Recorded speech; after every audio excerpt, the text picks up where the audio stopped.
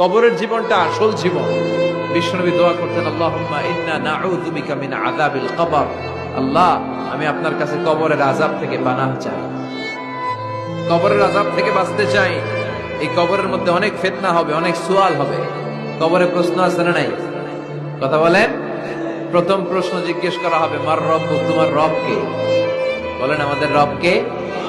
ওয়া মা দীনুক, তোমার ধর্ম কি? বিষ্ণুবীর চেহারা দেখিয়ে বলা হবে, তাআরিফু মান হাযার রাজুল, এই লোকটারে চিনো? আমরা কি বলবো? আমরা চিনি, উনি আমাদের প্রিয় রাসূল মুহাম্মদুর রাসূলুল্লাহ সাল্লাল্লাহু আলাইহি ওয়াসাল্লাম। এরপরে জিজ্ঞেস করা হবে, এগুলো কোত্থেকে শিখলা? আমরা বলবো, কোরআন থেকে।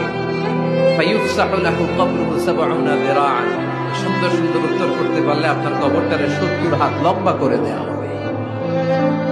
ইফতাহু লাহু বাবুন ইলাল জান্নাহ, জান্নাতের দিকে একটা দরজা লাগিয়ে